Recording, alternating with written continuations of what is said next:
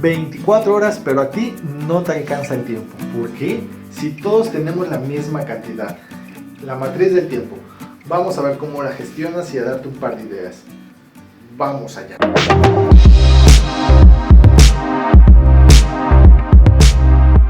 Esta parte no pretende ser una metodología, más bien una filosofía que nos va a ayudar a entender dos conceptos que por lo general solemos confundir: lo importante y lo urgente.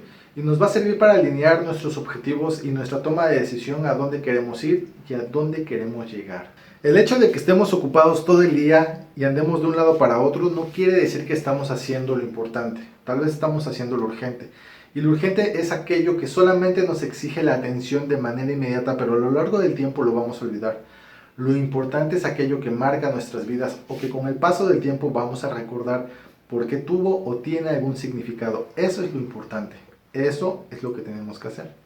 Y es que hacer las cosas en lista de prioridades, administrando el tiempo, es de las cosas que más le cuesta al ser humano. Es de lo que más nos cuesta. Tener las prioridades bien definidas. Por eso te propongo dos filosofías, las cuales si las estudias, te vas a dar cuenta que vas a mejorar mucho en tu productividad.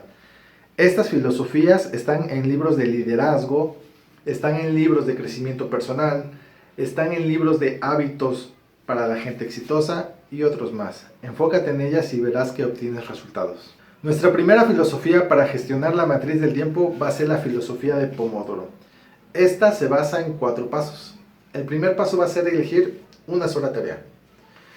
Una sola tarea porque ser multistack, ser multitareas, seas hombre o mujer, no somos igual de productivos por muy hábiles que seamos. Segundo paso, vamos a trabajar en esa única tarea que hemos elegido, por más importante y por prioridad.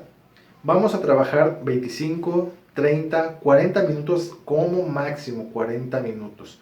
Si algo atrae tu atención, no le hagas caso, como por ejemplo el celular, la puerta, alguna voz.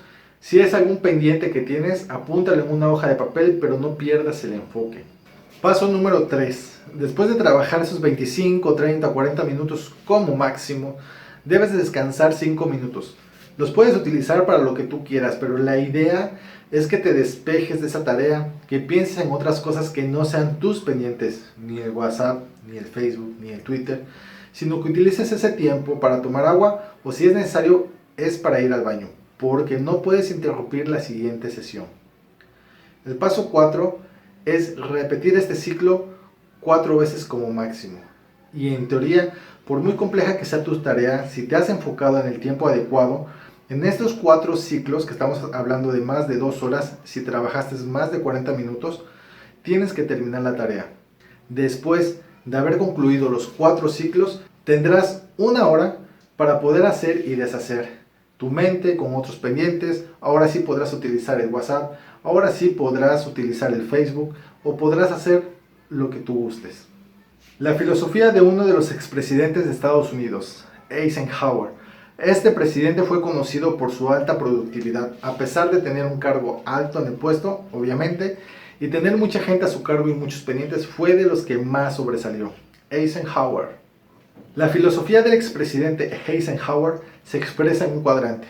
En el primer lado vamos a tener lo que realmente es importante y urgente, y estas actividades las debes hacer tú mismo, sí o sí, sin excusa ni pretexto y sin desenfocarte en ellas.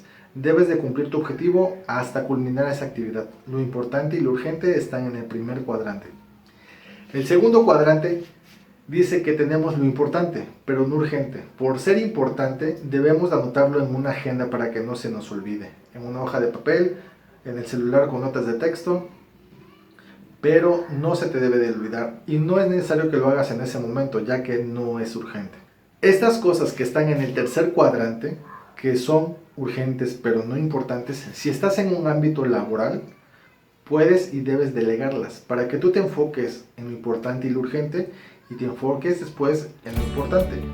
Cuenta la leyenda que este cuarto cuadrante, cuando Eisenhower lo expuso en una conferencia, dijo que si no era ni importante ni urgente, simplemente lo tiraba a la basura y no lo hacía. No sé, te lo dejo a tu consideración. Dos filosofías excelentes que están plasmadas en muchos libros. Ya sabes, estamos a la orden. ¡Hasta luego!